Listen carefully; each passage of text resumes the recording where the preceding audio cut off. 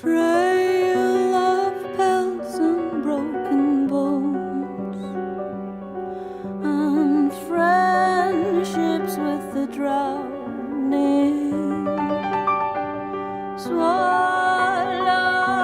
diving in a pool of sorrow. Welcome, my friends, to Cuentame USA with Moncho Camaño, the same guy, every week. Today we're speaking with Amaya López-Carromero. She's she has so much stuff that we're gonna talk about. She's Spanish-born and Scotland-based pianist, singer, songwriter, multi-instrumentalist, many things. So her solo project is called Mud and the Moth, but she's also a member of the band Healthy Living. So and we got her. I think she's in the UK, maybe Scotland. I don't know. How you doing, Amaya? What's going on? I'm doing okay. What about you? I'm doing great. I'm here in US, the USA. You know. So thanks so much. We're gonna touch a little bit. I know your latest album is called The Distaff, and it came out released in February 2025. So I know you have spoken fast and wide about this album already. Many interviews. I did some research, and we're gonna touch a little bit also on this album, but many other things that you don't mind. So if we go back a little bit. You were born in Madrid, if I'm correct, in Spain, right? Yeah. Yeah. Were you born in the capital or like a suburb, so a small town? So my parents live in a small kind of like bit of Madrid that is in the center, in the northwest. Mm. But I mean I was born in the center, I guess. In an actual hospital. In a hospital. Not No, a, not a, they found me in a cabbage. they find you floating down the river Exactly, yeah. in Manzanares, maybe. I don't know. It was. Yeah. Uh, Tell me about your early days, if you don't mind. For what I did, my research, you always loved art and painting and writing, and I don't know about choir. Were you in church choir at all, when you were a young kid or not? Not really. So not church, because I wasn't brought up with like a Catholic education at all. Like I was brought up like kind of yeah, not Atheist? yeah, I mean Secular? I am an atheist, yeah, but Okay, I mean good for you. I just like that. not really. It was not something that was like pushed on me. Okay. But yeah, like in school I was always in choir, yeah. And I started studying piano very early as well. Like when I was 5 years old, more or Mm, less, I started. mm. Although I have to say that I now have some 5-year-old piano students, and I feel really bad for my teachers because yeah, it's like really, it's like you can't really teach a 5-year-old Of kid. course not. Like mo most 5-year-old children like are not really ready to start playing an instrument, I think. But anyway, um, yeah, I started playing the piano very, very early on, and I was always like, yeah, like singing, I guess, was my a very big interest from a very early age, Hmm. because both my mom and her dad were really into singing, especially my grandfather. He was like known in his village for his singing. Okay. So I grew up like listening to lots of like Castilian folk music, and that was like a really big part of my cultural background and landscape at that time. Right. So yeah, I don't know. I mean, I was born in Madrid. I spent quite a bit of time in the first couple of years of my life living actually in Castile in like a village with my grandmother. Um, because both of my parents were working, so I was kind of Hmm. between Madrid and this like small village in Castile. Oh, So yeah, I was like, it was kind of a bit of a, I mean, I wasn't really aware at that time, no, but like, and then when I grew up a little bit more, there was like a big contrast between rural Spain and like the city, and not just in the way it looks, but like in the things that people value and in the things that, right. yeah, the cultural references, like, things that are considered normal in both places. Their attitude, for example, I had friends in school who had like uh pet rabbits, right? And then my I remember asking my grandmother like, "Oh, what's the name of this rabbit you have?" And she was like, "It doesn't have a name. I'm gonna eat it." So, Hmm. like I think that had like quite a big impact in me when I was Right. growing up. Hmm. And yeah, I was really really interested in arts. I really like writing, painting and stuff. Hmm. And yeah, from a very early age, I was like really interested in writing my own music as well. Not so Hmm. much like playing like the repertoire that the teachers would give me. I would actually prefer writing my own songs. So, Right. so yeah. So I guess you have fond memories from your childhood. Yeah, I mean, there's fun parts and there's not fun parts. I guess like everyone, you know. Yeah, whether good or So, bad, but you still have a clear memory of yeah, what. yeah, actually, I remember my infancy really well. Yeah, my childhood. Yeah. Yeah, well, it's like me, I guess. When did you start? What were you? What kind of music were you listening at your house? Like a radio? Do you have like a stereo playing or? So yeah, it was kind of weird. Like I would say both like that growing up, because I was an only child, so I didn't have like, the older brother or sister that kind of brings music to you.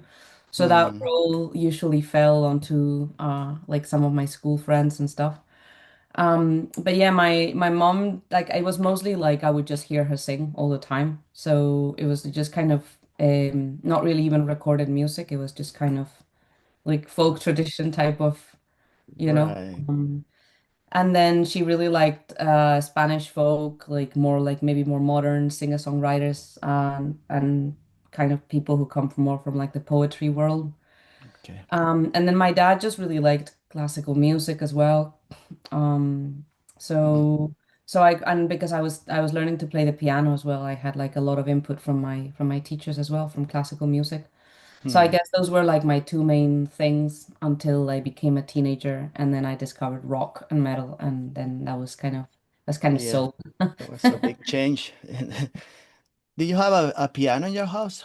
Do you have one at that time or no? No piano, Yeah, no keyboard I or so something. initially I started learning on a small digital keyboard, and then they Hmm. got me I don't know if they got me a bigger keyboard. I think they went straight. I went straight into getting an upright piano. Just I liked it so much that yeah, my parents like really were one of it was like I remember it was a big big thing. Like this there was like Right. this like family commitment to getting this thing. So Hmm. yeah, I was actually super lucky that I got a piano like that. And then actually when I moved out of my parents' house, I didn't have a real piano for a really long time. Hmm. And now in the UK, I've managed to get another one, so I have now a piano in my house as well. So Oh. Upright piano or a big yeah, and upright. I don't have space for. I don't have space for I live it. in a 50 square meter flat, so no space for a grand. No Yeah. space. Yeah, okay. I also read during my research, Amaya, you went to Universidad Politécnica de Madrid. Estudiaste, what am I saying in Spanish? You studied civil engineer. How does that happen? Is that something that just they push you to do something else that you didn't want to do, or that was, something that maybe a friend of yours was doing the same thing? How do you get into that No, I career? was I was actually so yeah, it was kind of I guess I don't know, I come the type of family I come from, engineering is kind of like the thing that you do, when you're, that's the what you aim your children to do. Okay, no So lawyer, no doctor. yeah, I mean I did actually I was really bad at maths when I was very young, but then when it became a bit less about numbers and more about like conceptual stuff, then I actually really, really liked it. Hmm. So when I was doing high school, I was doing like a full-on science. and I really, really loved physics. So I Okay. was like, I mean, I could have, in retrospect, I think I would have enjoyed doing pure science more, like rather than engineering. Hmm. But yeah, I was also really into architecture, so I don't know, I guess like that was like the recommendation, what they recommended me, to do Right. to study that. But yeah, I mean, I don't know. You do things in life and then it is what it is, but it was kind of it wasn't that much an amazing experience for me. I think if Hmm. uh if I went back, I would have maybe just done more like art because Right. that's what I was kind of encouraged more to do as Hmm. well. Hmm. And so I've ended up doing art anyway. Um, Right. but I guess it would have been easier for me if I'd actually done it academically as well. Right. Right. So I mean, I did do like Right. You study did. music, Right. I did study music pretty seriously.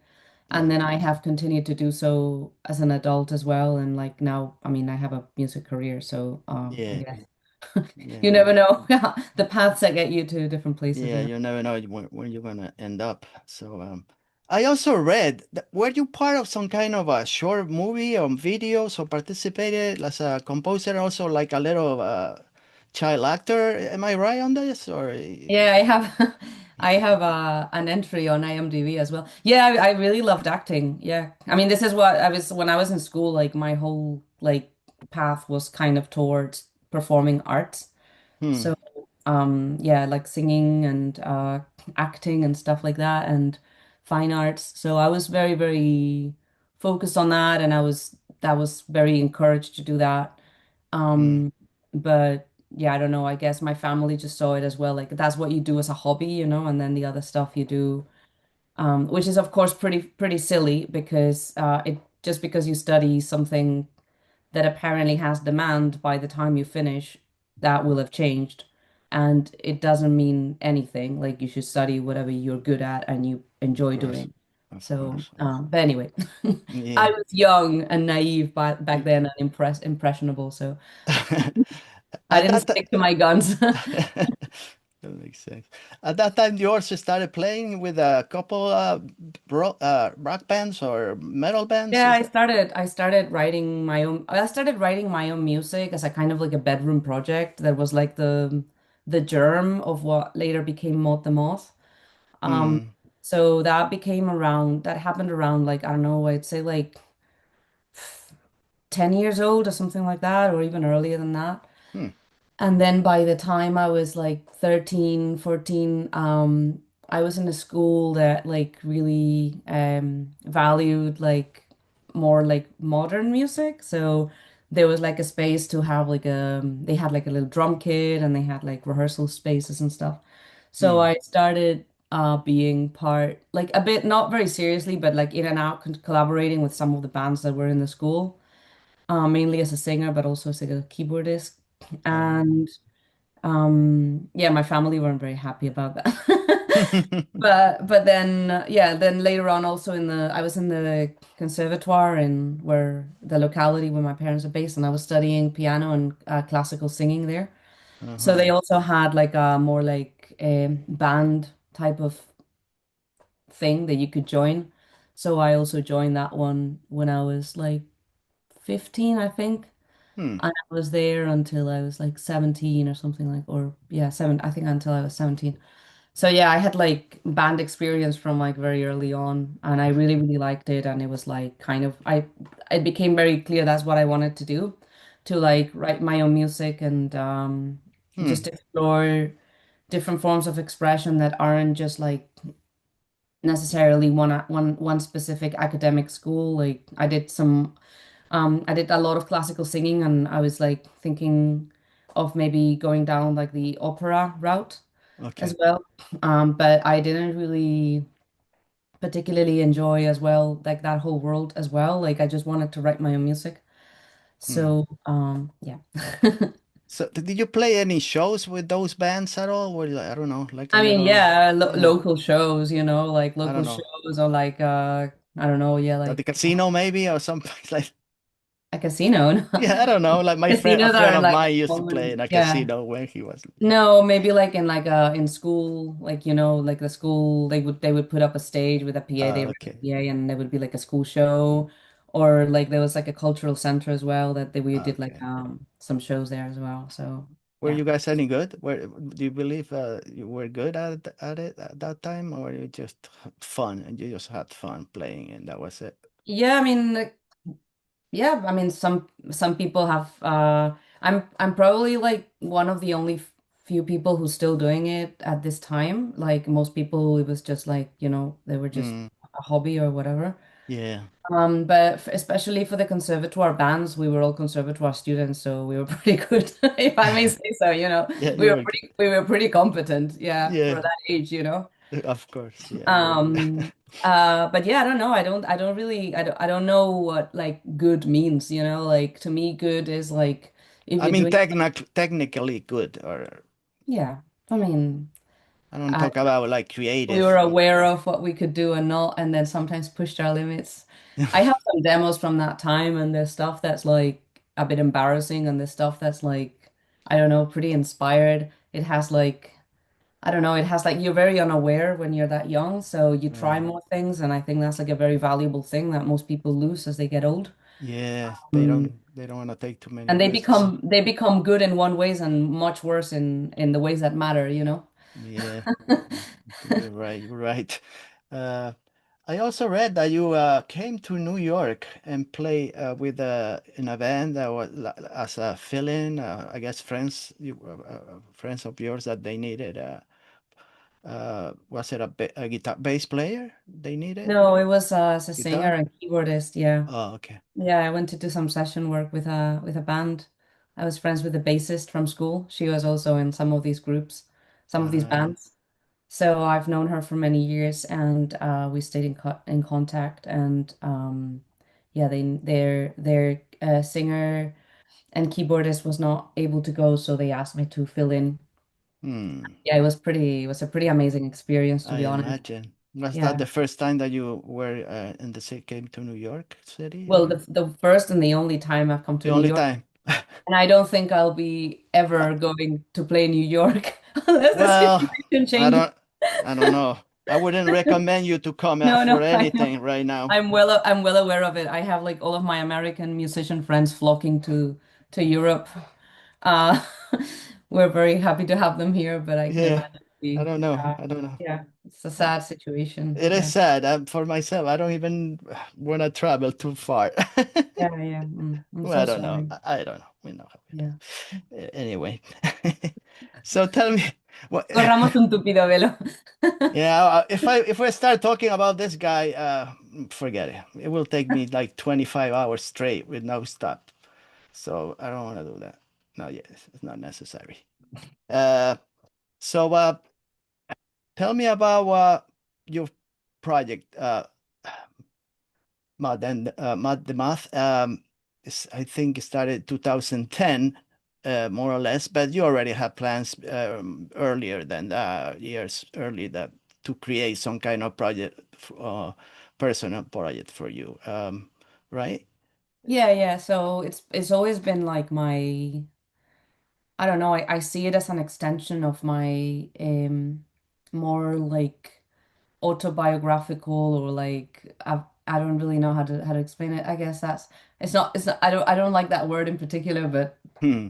but yeah, like more like journaling and like just my way of processing reality and understanding the world. So it's a project that is very, very linked to me as a person and Hmm. my vision of the world, my perception of the world. So it started off, yeah, probably when I was 9 or 10, Hmm. and it's evolved. It's always kind of kept the same essence, which is why I don't really think of like changing the name or anything like that. The name has evolved though. Like it used to be just called Moth. Okay. And that thing actually started when I was like when I decided to put in a name was around the same time that I was like playing with all of these different bands. So around when I was 13, 14. And I Hmm. was it was just me in my bedroom, like recording on tapes and like getting very interested as well in music production. It wasn't just about composition. Mm-hmm. So I think that was also very linked to it. And then I had a more like serious rock band when I was in my 20s, and that lasted for quite a while. And after that finished, because different people like they had different priorities and the band split up, Right. I was like, well, I'm just gonna really get this project that I've been having my whole life, and kind of rebrand it again. Hate the word branding, but like rename it and Rename me. like launch it as a thing that I'm just gonna be doing. I actually from the beginning I did want to have a band around it, so I played a couple of shows with my first album completely solo, just piano and voice. But Right. very soon after that, I got a drummer. Actually, he was American as well, Rob, Hmm. and he and a bass player, who then ended up being a double bass player, and we played for quite a long time actually with that lineup. Hmm. We did quite a lot of stuff all around the first album. So yeah, Hmm. All this the first album, Futile Home. That this you were in Spain at that time when yeah, you yeah, co- yeah, 2011 or 12. I'm not sure about that. The year 11. 11 was it? Yeah, I Um, came to the UK in 2013, so it was up till then that yeah. so yeah, so man, I listened to that. I listened to all your albums. First one, Inner Wastelands. The second one, then which the last one is the one I listened the most. But there's a big difference. It's something that between especially the first two and the other two Mhm. or three. There's a big music evolution from those two early ones. Uh, Reading your reviews of those two first albums, they compare you with a lot of uh, female piano players, and which I really enjoyed. But you know, I don't know if they compare you with Fiona Apple and Tori Amos, which well, Big boots. she's one of my favorite. Big Uh, boots to fill. Yeah, yeah. They're like yeah, two of my favorite artists ever. So yeah. yeah, she's one of my. I was like crazy about her, about Tori Amos. So uh, they compare you with her and Amanda Palmer and Dresden Dolls, and that's her project and stuff. But there was so much more than that, than just that on those albums. Um, you take a lot of. It's more like a solo. Well, if we talk about the new albums, there is more complex rhythms and more instruments, I guess, that are used, and not if you compare with those two early ones, they're more like not minimalistas, but they're like I don't know, more soulful and jazz, some jazz in there. There's so many influences, but I don't know how to explain those two first albums, but uh,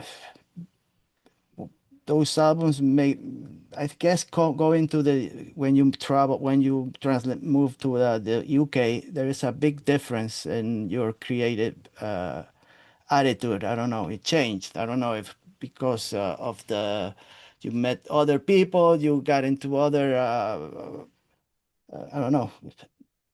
Can you tell me what made what those changes? How did they happen? Was that something that you tried to achieve, uh, or is you had no idea? Like because when I listened to the third album of Net, it's like I said, big change. Something happened. I don't know. Can you tell me about those two first albums and then the third one? So the second album, The Inner Wastelands, actually I did while I was in the UK as well.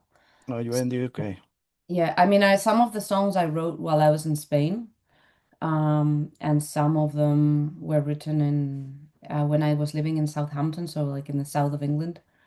Um, but um, yeah, I mean, I guess coming, yeah, like coming to the UK obviously had like a big impact on me. Like I met lots. There's a lot more music going on here than there is in Spain, in the sense that like here almost everybody like has learned to play an instrument at some point in their lives, or it's very common to have a band. Like it's not, I think in Spain it's changing a little bit now that it's more accessible, but when I was a child, like I was like very weird for being in a band. Like nobody around me was in a band, you know, like so it was kind of, Right. you almost knew everybody who had a band in Madrid, and it's like a 6.5 million people city, you know. Hmm. Um, Whereas where I was living in Southampton, I was regularly going to London, and just, you know, like every time I played in London, I would just see like all these bands from all over the world and people who are Hmm. doing all sorts of different things. Um, yeah, I guess that was like one a very big change. But then also, I guess like I ended up having more resources to do albums because I've always been self-funded and self managed. Hmm. So when I was doing my first album, I recorded everything in a week. Okay. And you know, I was like, this was like I paid for it with like my first job that I was like, you know, I had absolutely no money. I was so broke. And then I had some, so the label, the it was released with a collaboration of labels, some of which Hmm. I'm still like really good friends with, and I still work in other ways today, like Noidax, for example. So he helped me a lot with the first album to just actually press the copies because I didn't have any money to press a copy. So they helped me Hmm. with that. Whereas for the second one, I did actually have a bit more funding, not a lot more, but like, you know, it was still pretty DIY. But then, Hmm. or Orphanay was obviously like a lot more involved. I also had the experience of making those two albums, and I knew what was involved in it, how much time I would have realistically needed. Hmm. And I also, you know, the drummer in that album is someone who I would have been playing for regularly for a really long time. He is also a Spanish person who lives in Edinburgh, Paul, and Uh-huh. he comes mostly from like the jazz world, and like he likes playing that kind of stuff. So yeah, I think that's kind of very, very present in the work in the album. But yeah, like the other stuff, the stylistically, I think, well, also Alicia, like she did all the string arrangements as well, and that's like a really big part of that album in particular. Orphanage, like, you know, she really like did that album. Like, I knew I wanted violin, and I had already worked with a violinist, and I'd written a lot Hmm. of arrangements already for the album. But then Right. working with her, that she's like such an amazing violinist, she like really took it to this like stratospheric level, you know. So I think that was like a really big feature of the album that made it what it is. You know, it wouldn't have been so like dreamlike and like Yeah. I feel like it has this halo of like old Hollywood, and that actually only became apparent when she came to Edinburgh and we were working together on the tracks, and we were trying different things, like some based on my arrangements, and then she was proposing others, and we started putting the stuff together, and it became really, really clear that it had this like halo of like Yeah, it's like, lost soundtrack to, I don't yeah, know, some, I don't know. They're echoey voices from yeah, yeah. echoey sounds and So then, yeah, it was that, and then I worked with this producer who comes from like the mostly the metal and rock world, because it was also like, I mean, it was something I think that until the third album, for me, it had been a really big influence. Like it's something that um if I had to place myself in a scene as someone who isn't as exists in a scene, I probably would place myself in this like alternative avant-garde-ish rock and metal world, you know. yeah. Uh, Yeah. but it's not necessarily because I grew up like listening to prog or listening to metal. It's just because I think actually a lot of those projects and a lot of those scenes and a lot of those in styles also come from like 20th century classical music, and they come from jazz, and they come from like also the dramatism of like romantic music, you know. So I felt like a lot of these musical styles just really encapsulated Hmm. my background, my personal background, and my personal interests as an artist. And I've always felt very welcome in those environments. Right. So yeah, I think like by the time that I reached my third album, Orphanae, I was very, very familiar with those environments. I'd gone to lots of like music festivals. I met Right. people. I had collaborated with other rock and metal bands. So I worked with this producer, Jaime Gómez Arellano, he's produced like, I mean, he did the last Paradise Lost album, but Oh, he's really? done, Hmm. yeah, he's done like Ghost. Oh, Ghost also. He Oh, done like Hex Vessel, which are one of my favorite bands ever. This is basically how I knew him, not because of his flashy, super famous right. stuff, but yeah, he's done a lot of Ulver as well. He's done a lot of Ulver albums and collaborated with them. So like Ulver are like one of my favorite bands as well. So Hmm. I just worked with him, and he really like kind of really helped it make, what it is. And I think production wise, it was like another, yeah, like a new level, of where what I wanted to do as an artist. Yeah, it's an album that I really enjoyed. You talk about Greek mythology. Uh, there's a lot of, I don't know, thunderous drums sometimes, like really heavy drums on the. He catches. Actually, I think that album didn't come out as heavy as it should have been. Hmm. There was actually originally a lot more aggression and distortion and Hmm. heaviness in the demos, but Hmm. then it ended up getting quite like smoothed out.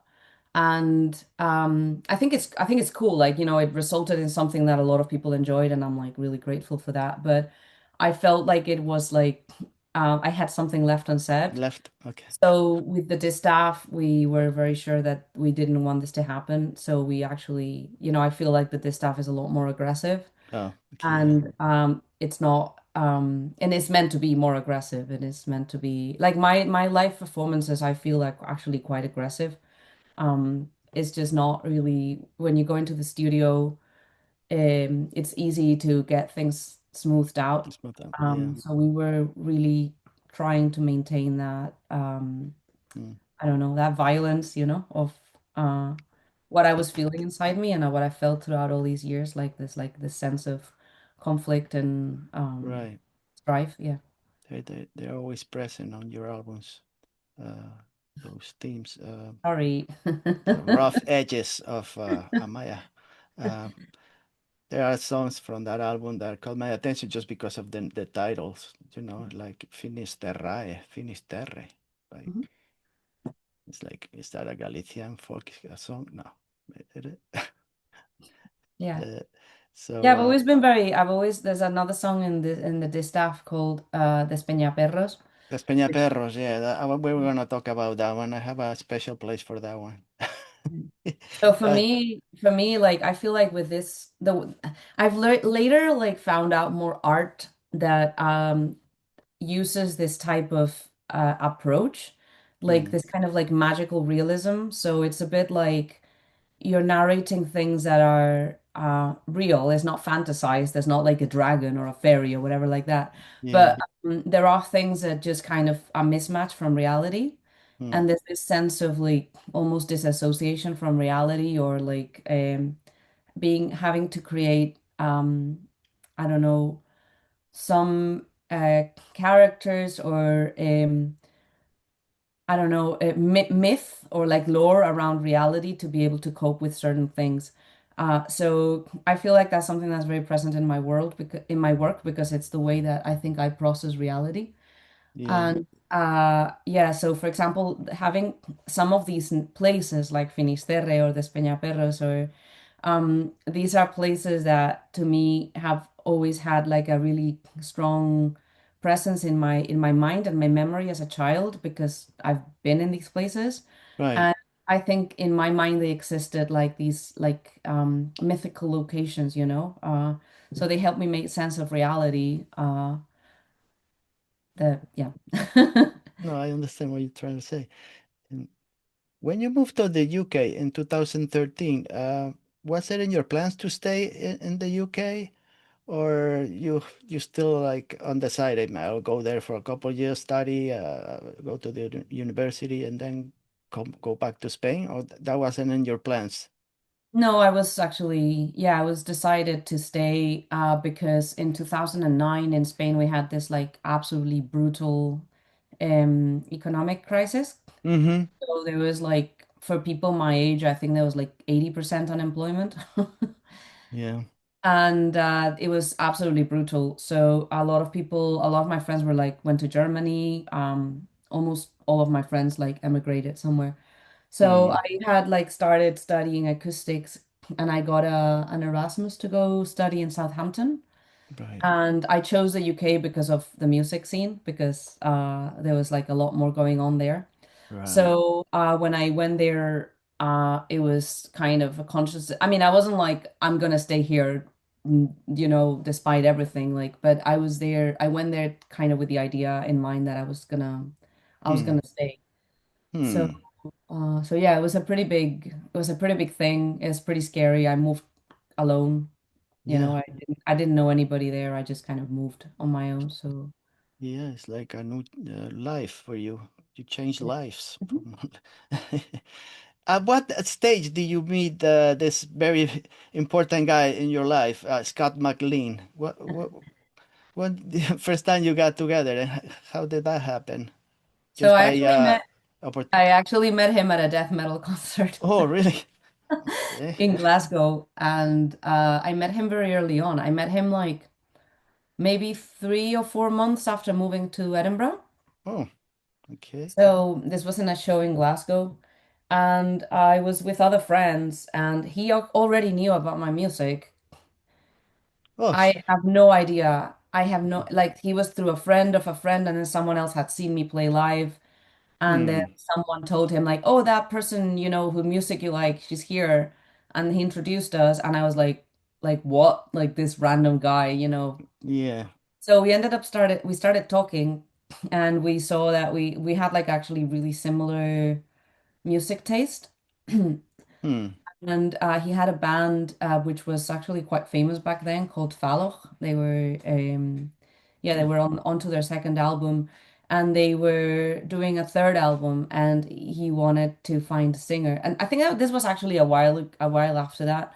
So anyway, we became friends, and I ended up doing this album with that band, which was an album that everybody, well, not everybody, but most people just really, really hated because they were doing like this one style, and then that album had nothing to do with that. And also it was like suddenly from like male singer to like, female vocalist, and Hmm. there was like all this like rampant like just full blown misogyny of like, oh my God, who is she?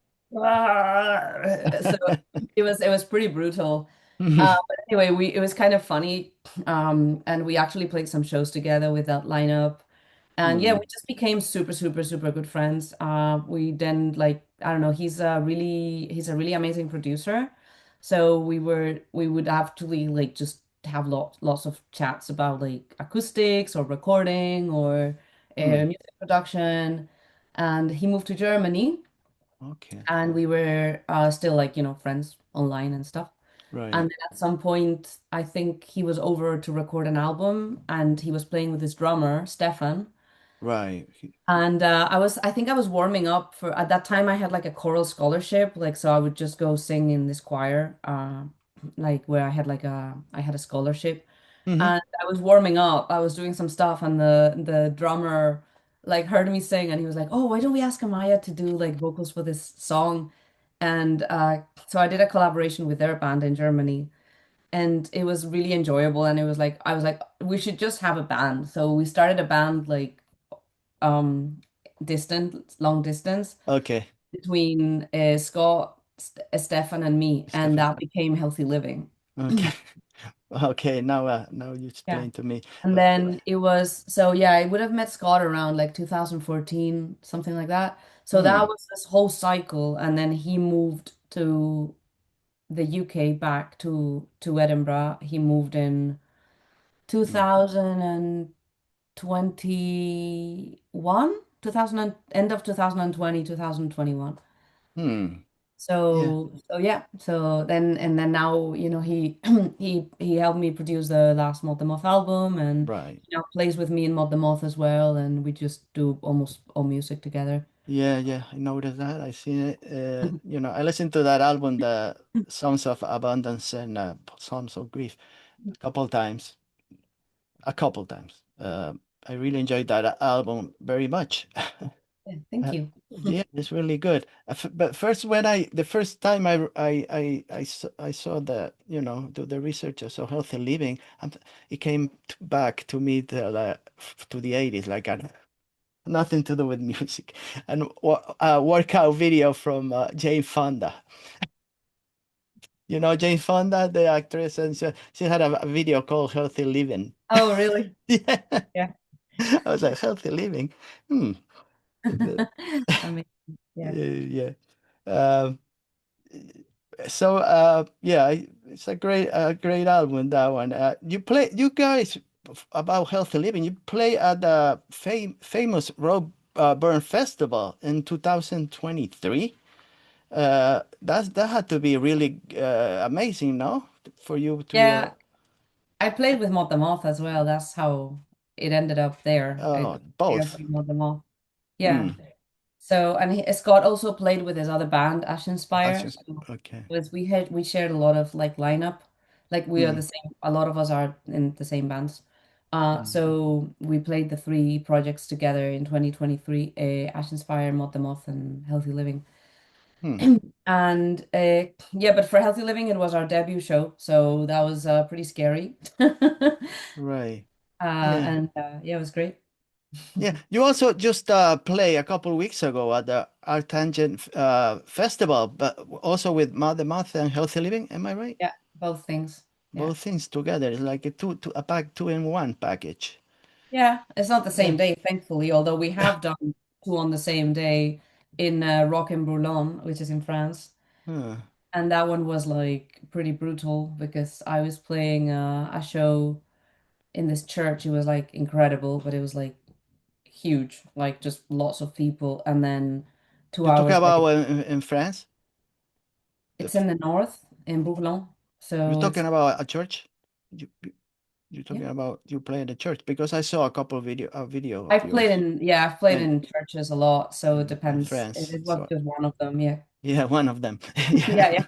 yeah. I tend to play in churches a lot for Is some that reason. is those venues are they special for you? I don't know. Maybe the sound is much better than playing in a small club or something.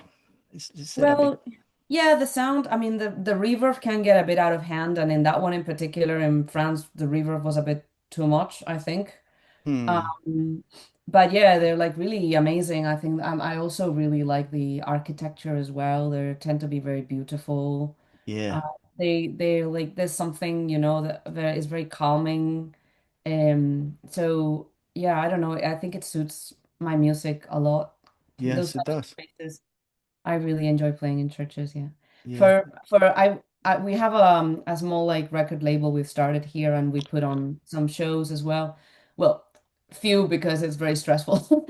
But we've put on a couple of shows in a church here and for other artists and I, for example, would not want to have a project with drums in a church Okay. because I don't think it would sound good. So yeah, churches sound good for some things, but they wouldn't sound good for other stuff. It depends. You can't Yeah. generalize. Yeah. Yeah. I've seen a couple of videos of yours on YouTube on your YouTube channel. So Yeah. really nice. I really enjoy going to churches myself, but for the architecture, like you said, really nice. Uh, this Arctangent Festival, that is a big festival because I heard, people talk to me about it. It's like more than 100 bands or stuff. A lot of bands play, no? Yeah, yeah, Different yeah. There are, stages and stuff. so there used to be one, two, three, four, five stages, I think. This Hmm. year there was just four. The main Okay. stage, Bixler, uh, Yokai, PX3.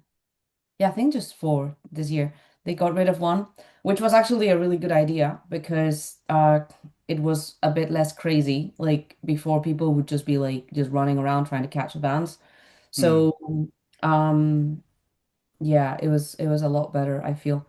The sound this year was like amazing, and the lineup to me personally, like this year, I really liked. Although I don't know, I'd say the lineups are actually pretty good in general. I don't, yeah, it's Yeah, I know Emma Ruth Rundle was one of yeah, she the played this year, yeah, she's yeah. great too.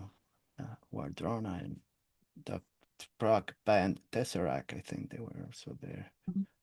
It's many events. Uh, so I was going to ask you because your music is like you mentioned all those fusion of all of many genres. You know, you got classical training and a lot of I don't know doom or even dark wave. I don't know what. So many ethereal dark wave, I guess we can call it. Uh, uh, do you see these music genres as like emotional languages rather than just stylistic choices that you want to pick? Yeah, I wouldn't say that anything in my music is necessarily a choice. I think Mm, um I just try to I just try to focus on the things that really, well, I don't have to try and focus on the things. It's basically the other way around. Is the things that like kind of really grab my attention and really it becomes it's very obvious when a mm, song works and a song doesn't work for me.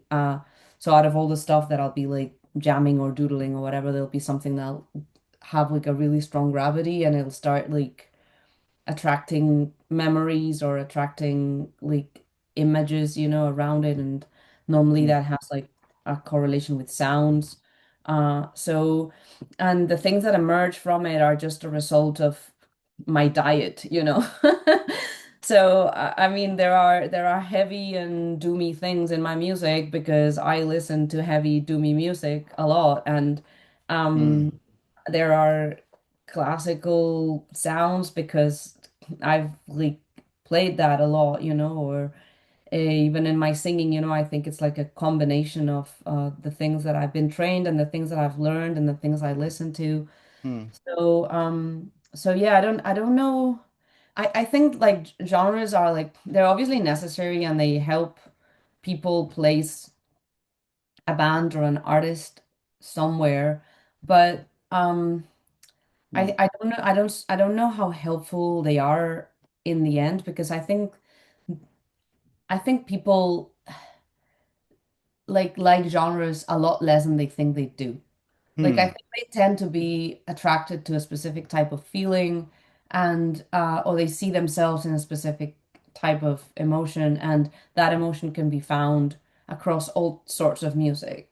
Of course, Right. a lot of people don't really like a lot of people don't really go to these music worlds because of the music. They participate of these like music scenes because their friends are there or they associate Right. certain sounds with like a good time or they identify maybe with the politics in general of a movement or the way the I don't know the aesthetics of something, but it's not really about the music. But I think if you are genuinely a music lover, you will find yourself like crossing across genres and um Mm-hmm. I've never really out of all the times that I've been like really lucky to like support artists that I really admired or people who are very experienced, I've never once had a conversation with one of these artists that have like, so many followers and, Right. they sell so many records and they've always been like, oh no, I just listen to like punk.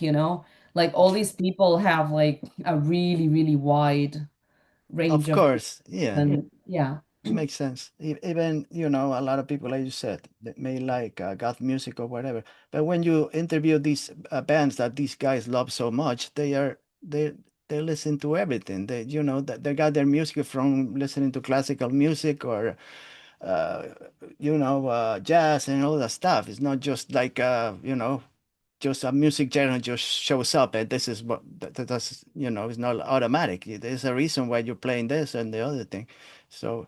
Um, I also noticed that you are, I guess, an avid book reader, especially ancient history, because a lot of things that you touch is like, I don't know, the Greek mythologies and all that. So it's like you must read a lot, for what I can. you know, figured out from So your not so writings? much, No? not so much these days, sadly. Like I feel actually after I started doing university stuff, I it kind of fried my brain a little bit. And I struggle to read that much. But when I was a child and as a teenager, it was like, yeah, it was pretty bad. I would just be constantly reading. I would just walk down the road reading. I would sit at the table while eating and continue to read. So Mm, yeah, and like I was very interested. I really like science fiction or like all sorts of fantasy as well. And like I guess like, you know, some of this like historical stuff also kind of yeah, falls yeah, within that category. yeah, But yeah, like I'm very, very interested in learning about other people's points of views and cultures and other times in history and humanity. I find humanity pretty horrifying and fascinating in equal times, in equal yeah, parts. yeah. I agree. Uh, I had a well. Wait a minute, let me go back a little bit. How do you get in touch with this Galician band, Traje de Saliva? You put out an album with them, a collaboration, Bordando el Manto Terrestre, en el 23, 2023. What am I? I'm trying to speak Spanish and English. I don't know what the hell I'm saying. It's okay. How do you get in touch with these people? I also listened to this album. It would be great. Maybe I can get in touch with them and maybe have a talk with this Yeah. band, Traje de You should Saliva. listen to the album they did before that one, Ultratumba, which is Ultratumba? amazing. Yeah, it's amazing. Yeah. So that's how I found out about them. I was I don't know. I think I saw the album and I saw a review of the album or I saw Hmm. something about the album and I listened to it and I just fell in love with it. And I thought it was like the best thing I had listened to in like years. Hmm. So I just messaged them. I was like, "Hey, like this is absolutely incredible. Like congratulations." And then they were like, "Oh, thank you so much. We're like also like we really like your music." And I was like, "Oh, really?" Like so then we just started talking a little bit and we were like, "Okay, well, maybe we can do something together." Um Hmm. and so yeah, that's basically how it happened. Hmm.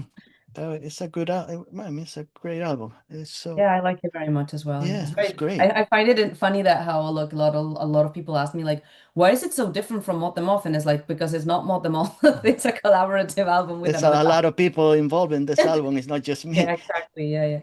Yeah, yeah. Uh, well, so much stuff that I want to talk about. So we're gonna have to shorten this all these questions. Uh, well, your latest album is the one I listen the most. This stuff.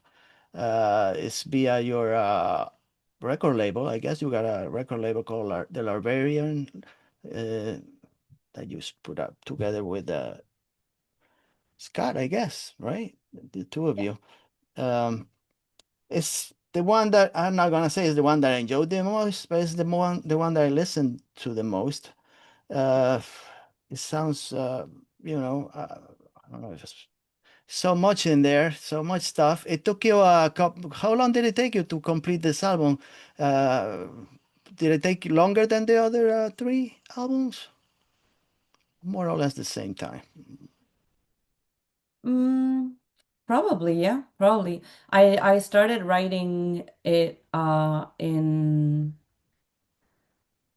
2019. Hmm. 2019.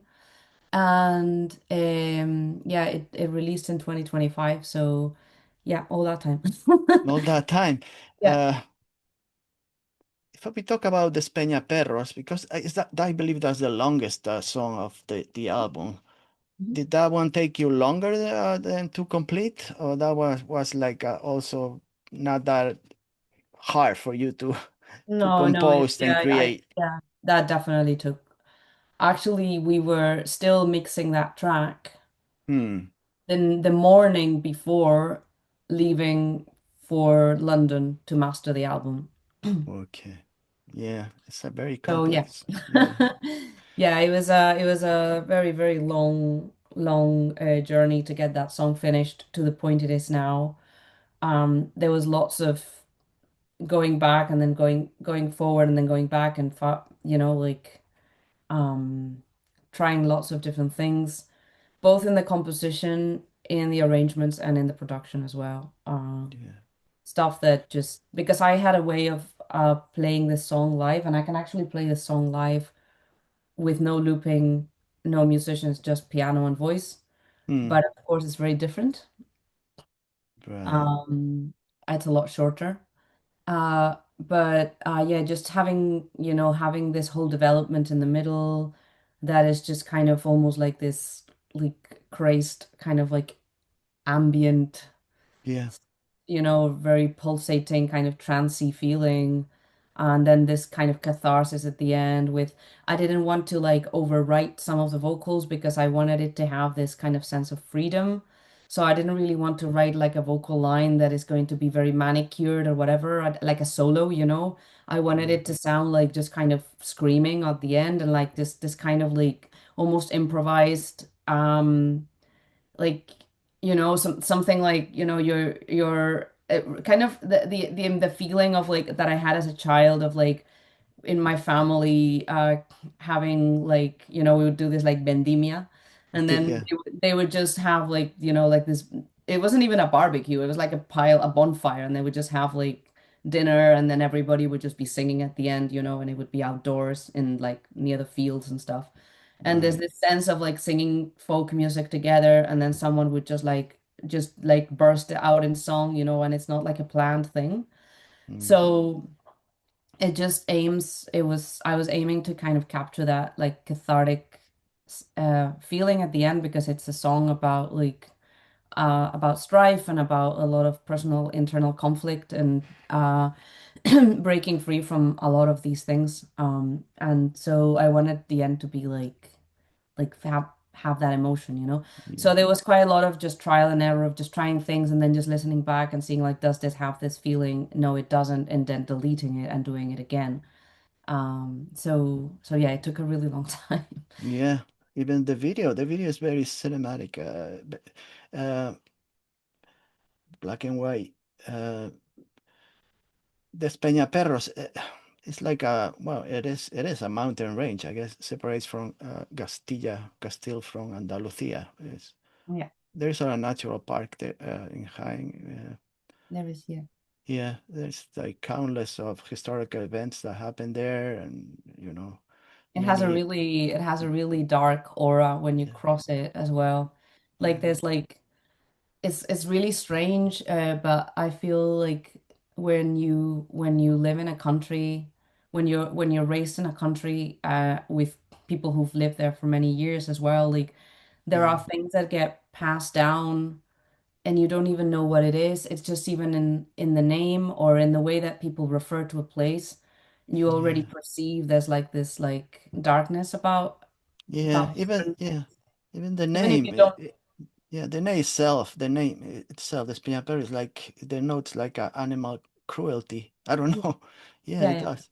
So It it's was actually, well, there's actually quite multiple theories about the origin of the name. They're not really 100% sure where it comes from, but one of mm, the theories is that it comes from like also like prisoners that they like slaughtered there, mm, So yeah, I don't know, it kind of is a kind of a lot of the theme of that particular song, like how the cruelty of society towards like others that they see as different or yeah, um extremist yeah, like, you know yes. It's not. authoritarian things. So yeah, it's a bit of a which can be like it has micro Yes, representations, you see it in families, or you see it in like yeah, working environments, it's not just all about like the government, although that's obviously like the overarching thing, but a lot yeah, of these things get passed on, and yeah. right, yeah. Well, I guess the song. I don't know if we have to rest, put like an. I don't know how to say it, but it's like a journey of survival. I don't know if that's the right. Yeah, Yeah. yeah, There's so many songs that we could talk about. We just don't have the time, It's like the first, the little short song, Canto de Enramada, is like a minute and 19, but it's a great song. It's like so many, I don't know, you're using, tell me just about you used some kind of a encoder, voice encoder, Vocoder, yeah, yeah, vocoder. Do you use that for that song or yeah, yeah, right? Yeah. yeah. You're there is so much in there that you use electronic, those digital workstations that you work with. This, I don't know, so much stuff we can talk about. For me, I'm little. Uh, Symphony of Force is another one that caught my attention, and then you have a video also, and it's so much stuff that people could check other interviews, but she talks really very so much about every song on this album. It's just so much stuff that I enjoy. Temple by the River is another song. It's so many stuff, so much stuff. This album is really good. It had a lot of great reviews.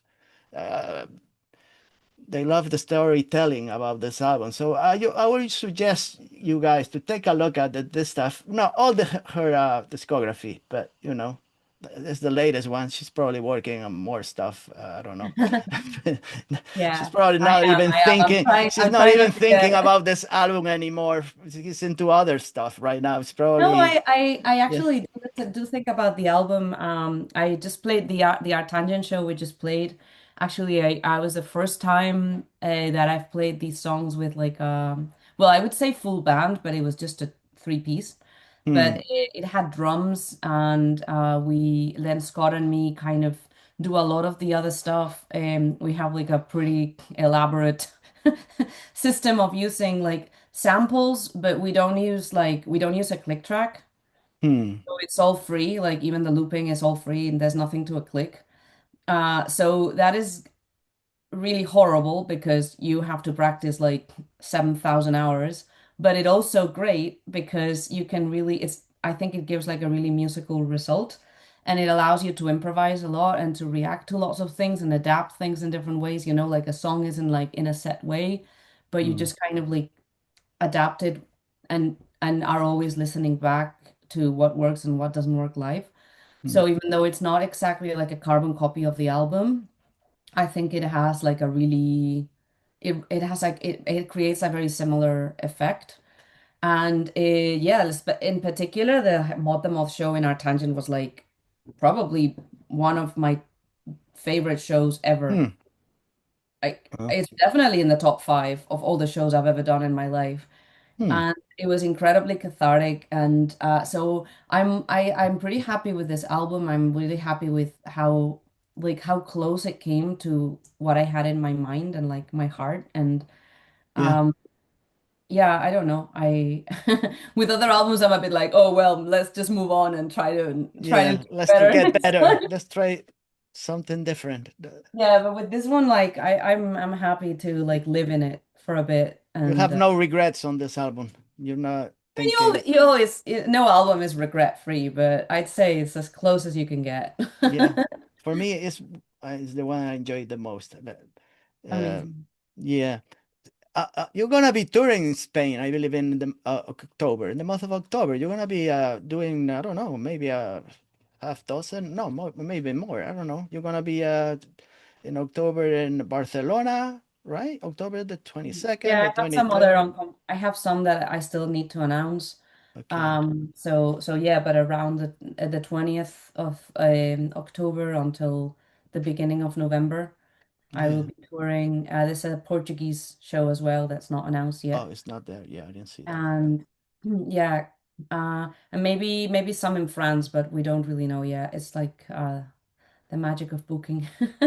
I'm Right. also playing just before then with Healthy Living.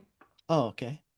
So we're it's gonna be a busy Yeah, autumn. you're gonna be busy in October.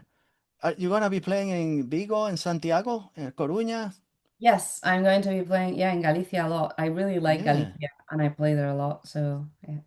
I was reading Santiago de Compostela, a secret place. Is this inside the cathedral? No, just kidding. I actually have no idea where it is. Oh, you really? You don't know? No, I Oh, don't know. oh, Yeah. okay. I thought it was like you knew, The but didn't want to say. I don't know. not in my hands. No, I don't know. Oh, okay. It's a promoter that's organizing it. So they give an email and then people message. and Oh, they get okay. the address, they get the information on an email. Hmm. It's not the so far sounds, but it's a bit like that. Okay. It's like a bit like that, but without being a mega corp Okay. that secretly hides behind a DIY t-shirt. Okay. Too Enough bad. said about so far sound. Yeah, too bad. Too bad I'm not there. It would be great to see you because I was in Spain in the month of in June, but I'm not going back Oh. till who knows when. But it's not, you know. But a great place to see you will be in Gerona, in Gerona, Girona. Are you playing Gerona? Or no? Yeah, San Feliu they de Guíxols? San Feliu, so the San Feliu, yeah. That's Girona, Gerona, isn't it? Yeah, I think. I think it's Gerona. I know they got beautiful beaches over there, so I Yes, I was mean I know that that coast is really, really beautiful. Costa I Brava, yeah. Yeah, it could be. I'm pretty bad with geography, so Well, you made it to Finisterre, not my right? strong point. Yeah, yeah. It's just Okay. I don't know. I have like gaps in places. No. So it will be great to see you anyway. Maybe one day. That'll be great. Yeah. Uh, yeah, there's so much stuff, but I will suggest my viewers and listeners to go to Bandcamp, and you can buy the digital album, but also the vinyl. I believe it's a record vinyl. It's all Yeah. available, Sadly, compact disc. we can't really ship to the US Yeah, anymore. yeah. Now we go back to the yeah. It's a pain in the ass with the stupid tariffs Yeah. that I we don't got. actually know. I don't actually because I have a distro now through the label. We got a contract with a distributor. Hmm. So they use uh some shops that ship worldwide, like rough trade. Okay. So I don't know if it could be possible through them, but it would take a lot of time because they would have to go with like I'm guessing with like a big shipment, you know? Right. So it's not totally impossible, but it's just probably gonna be, and it's not through me. Like I cannot handle those orders anymore. Yeah, it's a pain. But, It's a pain for everybody, just yeah, it's really bad. It's really, really it's bad. really bad. Yeah. So, but if you're in Europe, Yeah, it's where really bad in the UK as well with Brexit. Like oh that made it yeah, really difficult um for us as well. But things are bad.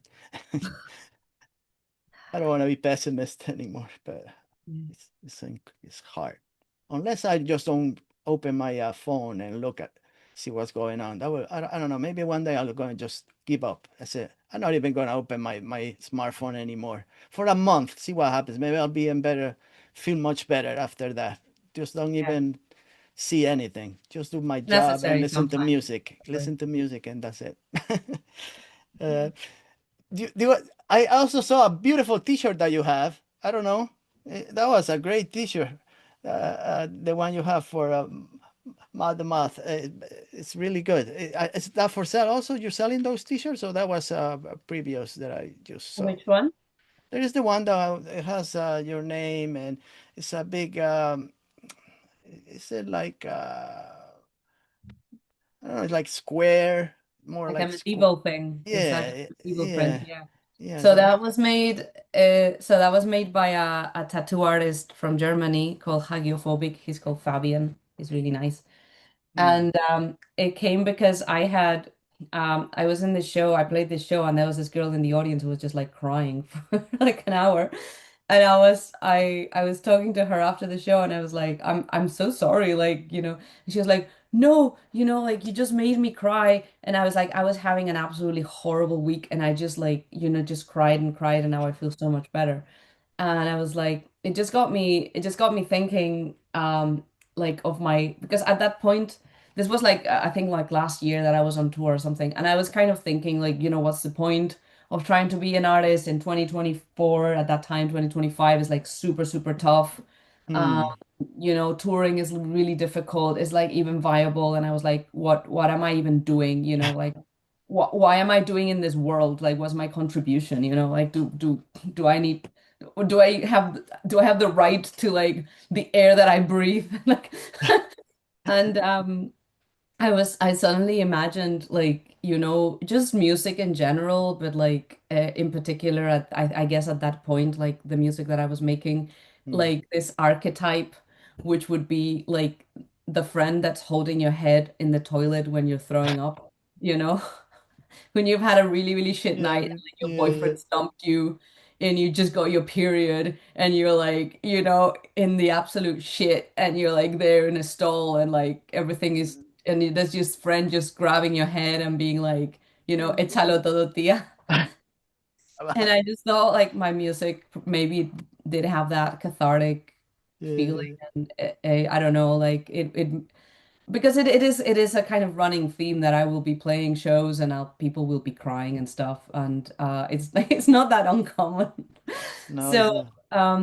but then yeah, I don't know, I get a lot of comments like that, like people seem to like it seems through that music, and I understand it because I have the same thing, like to Yeah, me music has kind of kept me sane and safe in many situations, and I yeah, just kind of want it. That's basically what the t-shirt represents. There's this like figure that's like holding this other person and they're like their whole face is like falling off.